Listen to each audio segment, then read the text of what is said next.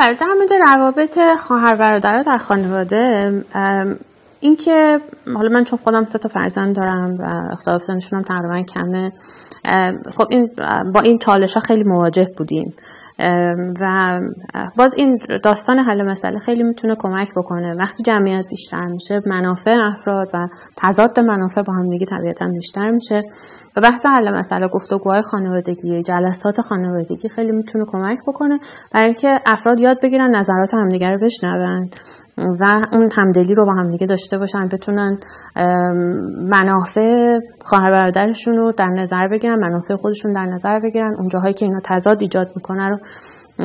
بهتر بهش مسلط بشن و این خب طبیعتا تمرین خیلی خوبیه برای اینکه در جامعه بعداً با همکارشون، با همسرشون، با دیگران قراره همین تجربه رو داشته باشن. بچه‌هایی که تک فرزند هستن معمولا این تجربه رو ندارن، حالا مگر اینکه با اقوام و افراد دیگری اطراف خودشون داشته باشن این تجربه رو که بتونن منافع دیگران رو در نظر بگیرن، بتونن همدلی بکنن اگر فردی دچار آسیبی شده. و تو این خانواده ها خیلی مهمه که مادرها یاد بگیرن و والدین یاد بگیرن که سریع موضع نگیرن. قراره که بچه‌ها خودشون تا اونجا که ممکنه بتونن مسائلشون رو حل بکنن. فقط قراره یاد بگیرن تسهیلگری بکنن، یعنی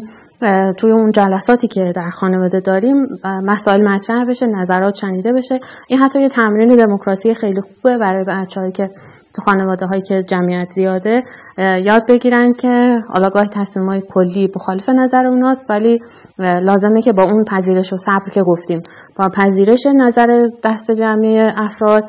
خودشون بتونن همراه بکنن و تا اونجا که ممکنه به اهداف خودشون هم نزدیک بشن. وقتی این روی کرد بر خانواده حاکم بشه، کم کم این جنگ و دعواهای خانوادگی، اون جنگ و دعواهای بین خواهر برادرها خیلی کمتر میشه. جنگ و دعواها وقتی شروع میشه و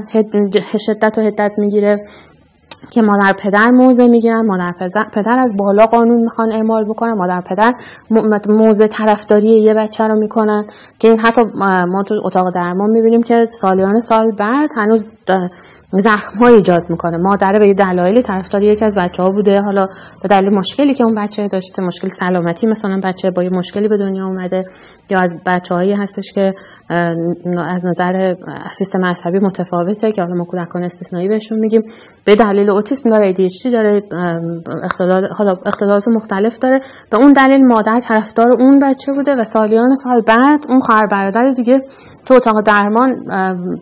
خیلی مشکلات جدی براشون پیش میاد، مشکلات جدیشون رو نشون میدن و ما میبینیم که برمیگرده به این که براشون احساس میکردن که مادرشون همیشه یا پدرشون همیشه طرفدار یه بچه دیگری بوده و اون امنیت و آرامشی که باید برای این کودکان فراهم میکرد، اون دلبستگی سالمی که باید ایجاد میشده ایجاد نشده. توصیه من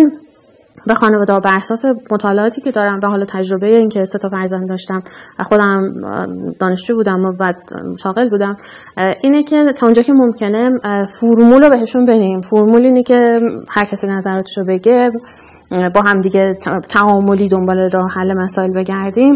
و حالا آرامش رو داشته باشیم نسبت به هم دیگه. در نهایت قراره که با هم دیگه با آرامش و مهربونی سالا که در کنار هم دیگه هستیم و بگذرونیم. معمولا در سایه این نگرش به هم خانه بودن و هم خانواده بودن معمولا مشکلات خیلی کمتر میشه و اصلا خیلی لازم هم نیست که به مادر پدر ارجاع داده بشه. خودشون کم کم یاد میگیرن که مسائلشون رو در سایه همدلی و احترام حل بکنن.